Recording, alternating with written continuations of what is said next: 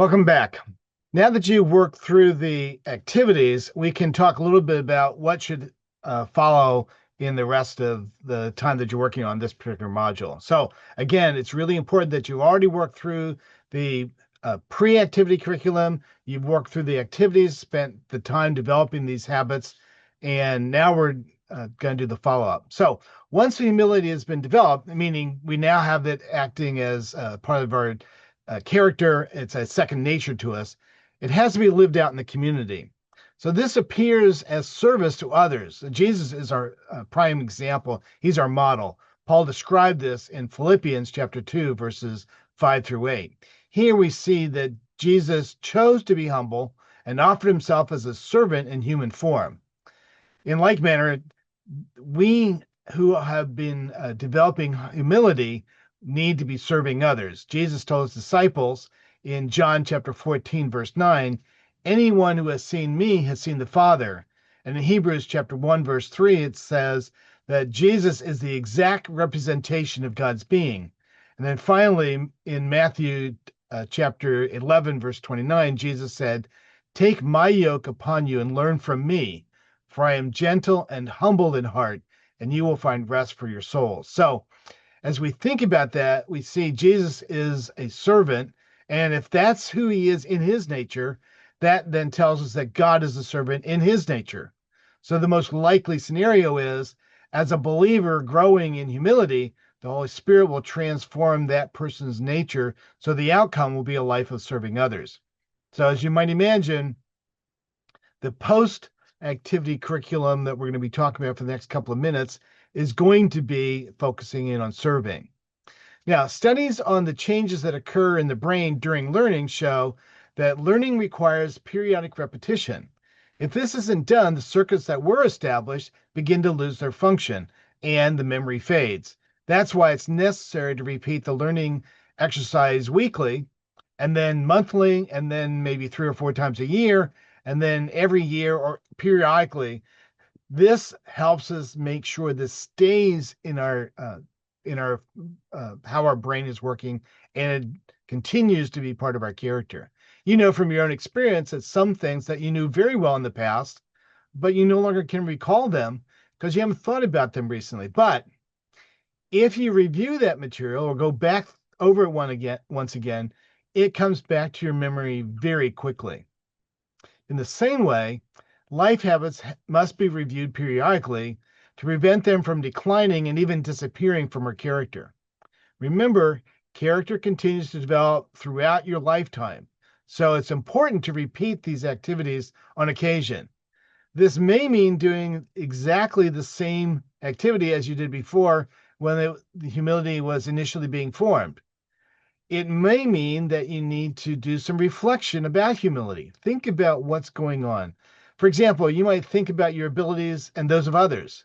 It might be helpful to listen to other people's ideas, knowing that you can learn from them.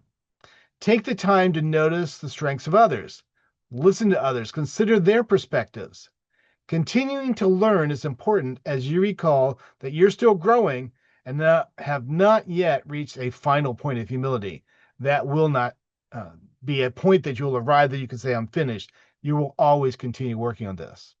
So one exercise that might maintain this mindset, or at least help you, is allowing others to speak first. This is more than merely allowing others to start a conversation. In this exercise, what you're doing is you are intentionally avoiding speaking about yourself first. Often when speaking with someone, you're looking for an opportunity to share something about yourself, or maybe something you did, or your opinion on something. But in this activity, for the next few days, don't mention yourself at all. Don't talk about anything about yourself, unless, of course, someone directly asks you. If someone does that, you ought to be thinking about, how can I communicate this without having this a focus on me? So it is important to not be rude to somebody. If they ask a question about yourself, then go ahead and answer it. Now, initially, you might find this a little bit difficult, and if pride is present, you will find it very difficult. But as your humility is growing, you will find this becomes easier and easier. And as you practice this, you'll find it's no longer just an exercise, it's actually a way of living. You will find you're becoming more interested in learning about others and helping them than sharing about what you've accomplished. Again, applying the virtue of humility in the community means serving others. While you might have engaged in some form of service while forming this virtue, it becomes vital to continue to serve as you maintain this virtue of humility over time, as it has become part of your character. It's second nature to you. Remember, Jesus modeled this throughout his entire lifetime. So you ought to be looking for opportunities to serve others. This might be in simple, unassuming tasks that no one even notices. This is especially important in maintaining humility. When you engage in activities that draw attention, recognition often follows. That will make it even harder for you to remain humble. So doing things in ways that do not draw attention might make it a little bit easier, at least early on in this process. In the coming months, begin to generate 2 lists that you're going to continue to add and add names to and to make it longer. First, create a list of folks who have contributed to your own personal growth. Then second, create a list of folks that you might be able to serve. As you continue to add names to these 2 lists, you'll be reminded that your life is to be one of serving others. Finally, continue to learn about humility by reading books and papers, listening to talks, going to meetings, joining discussions. We have some recommendations on our website. And if you find other resources that you found to be helpful for you, please share them. We'd like to keep our list growing and expanding. It's our prayer that God will use these activities, this curriculum, to enable you to be individuals who are showing the Christ-like character of being humble.